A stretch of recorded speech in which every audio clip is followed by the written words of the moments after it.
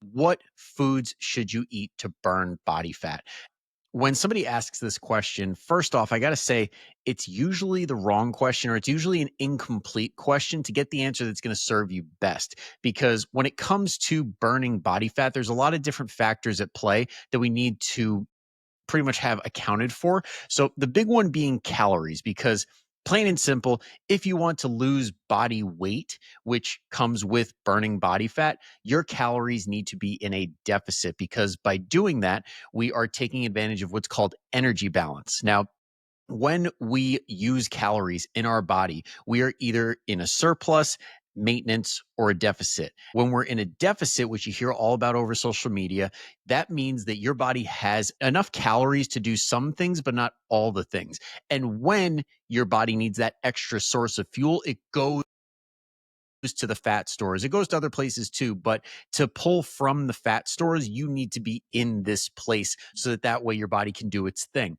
Now, that's just how basic biology works. Now, there are certain things that will affect how much body fat you pull from compared to, say, lean body mass, because every time you lose a pound, it's always a percentage of lean body mass and fat mass. So lean body mass is things like muscle, bone, organ tissue, things like that. So we want to make sure that number one, we are in that calorie deficit. So after that point, we need to do a bunch of things to make sure that that percentage is in our favor so that you're burning the most fat possible without sacrificing things that are going to help you keep the weight off long term and keep a more favorable body composition.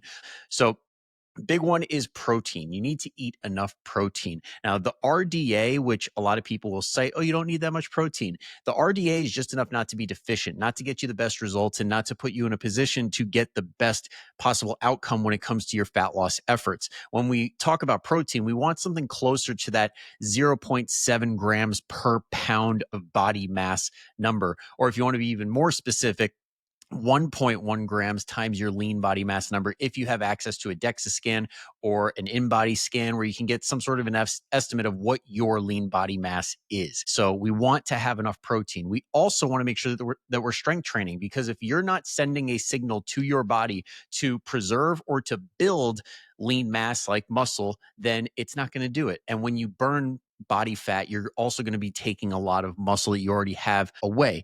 So make sure that you're strength training, make sure that you're prioritizing protein so that way you have plenty of muscle. And on top of that, when you have more muscle, you are also going to burn more calories, and you're going to be able to do more activity and have more energy throughout the day to burn more calories as well. So it's going to help you a lot when it comes to that side of the equation. Another big thing that people really need to focus on is stress and sleep, because if you've ever wondered, is it my hormones? Chances are, if your stress and sleep are really out of whack, then yeah, you're probably in a place where your hormones are not exactly ideal due to those things. Because when it comes to hormones, like sleep is number one, and stress is like also number one, or a very, very close second. Because if you don't have those where they need to be, then it will just do everything to possibly derail you. When you don't sleep enough, you're more likely to make poor food decisions. You're also more likely to move less. And you are also more likely to store body fat if you go into a calorie surplus in the places that you don't want to store it. Same with stress. When you don't have your stress under control and your cortisol's through the roof and you have all these things going on, you are in a prime position where you're now probably going to overeat. And when you overeat, that body fat is going to be put exactly where you don't want it. But then when you flip that and you're all doing all the right things, then all of a sudden your body starts responding the way you want to, and you lose it where you actually want to lose it. And the other thing too we want to account for is booze, because again, for those reasons, it will affect your sleep. It will affect your ability to regulate your stress because of that lack of sleep. It's also going to potentially put you in a position to eat more calories. So it'll knock you out of a deficit, and it's just going to drain you overall, because priority number one when you drink booze is for your body to detox yourself from the alcohol. So when it comes to, say, fat metabolism, it takes a back seat to alcohol metabolism. So you don't want alcohol getting in front and being that jerk that cuts the line as far as priorities go when it comes to your body. Now, how do we do all these things? Like, what is it that you actually need to focus on doing? Well, number one is when it comes to your food, try and focus on more volume, less calories. This is what you hear a lot of people say: oh, I'm eating more food than I ever have, but I'm losing weight. Yeah, you're eating more volume of food, but you're eating less calories overall, because the size of your food does not always equate to the amount of calories that come with it. For example, if you have a pound of watermelon, it's 100 calories. But if you have a pound of butter, that's going to be thousands of calories. So you really have to understand what is in the food you're consuming. So taking a quick second to throw your food on a scale and just plug it into Chronometer or MyFitnessPal to understand how many calories am I actually getting with this can go a very long way, because then it just comes down to making an educated decision of, okay, I know this has a crap load of calories compared to this, and I can choose this over that, no problem, because I'm not really craving it. So I'm just going to go with the lower calorie option. And making choices like that over time stacks up and puts you in a prime position to get the results that you want. All right. So, along with that, whole foods are going to be the name of the game when it comes to big volume, low calories, things that are minimally processed, the things that you get on the edge of the grocery store, things like lean produce, like turkey, chicken, breast, things like that, vegetables, fruits, potatoes, not fried or buttered potatoes, just regular potatoes, salad kits and things like that. These things are, number one, going to take up a lot of space in your belly. So when they are sitting in your gut and you're filling your gut up, it's going to push against the inner lining of your stomach, which actually sends a signal to your brain that, hey, we're filling up. Something you don't get when you eat a lot of processed foods that are tiny foods with a lot of calories. You just don't have that signal going to your brain saying, hey, chill, we're done, we're done. It's no, we need more, even though the calories are way more than you need.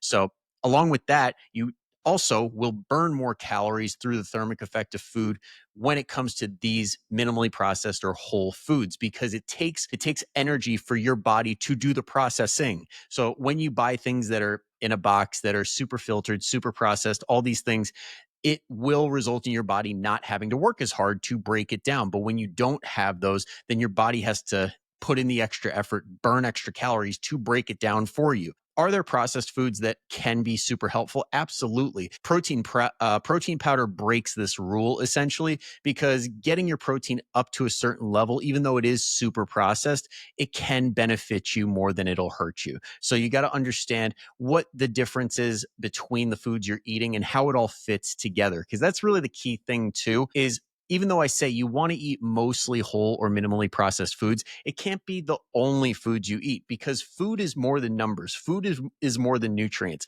Sometimes we have cultural connections. Sometimes we have emotional connections to food. Sometimes it is a memory that's tied to these things, and we love having these things. Like me in particular, I love having my grandma's meatballs. Now, she's no longer with us, but when I make those meatballs, it takes me right back to going to her house on the weekend and eating these amazing, amazing dishes. And when I have that, it's worth it. Okay. It checks that box for me of, you know what? This might be higher on calories. This might be putting me in a place where I'm not exactly feeling my best, but that connection, that feeling of, oh my God, this is great, it's worth it. And that satisfies the soul.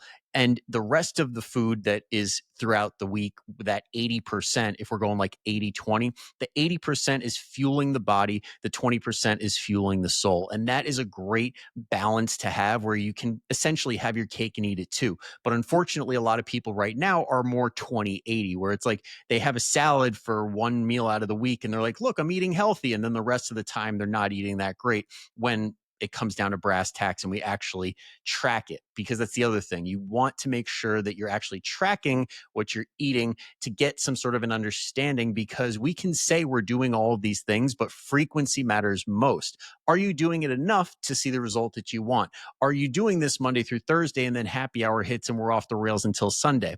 That's what you really want to focus on. How do we stay consistent to do the things that we need to do? Because to put a bow on this, consistency is the key thing here. You need to do the right things for long enough amounts of time to get the results you want. You can't just put in the effort for a couple of days and feel like you did enough and get all pissed off when you fall off the rails. That's not how this game works. That's how a lot of people operate, but that's not what gets you results. You got to find a way to make it enjoyable, to make it realistic, to be flexible in the hard times. And when you can do that and you can just live your life while following these basic rules, that's where the magic is. That's where everything starts to click.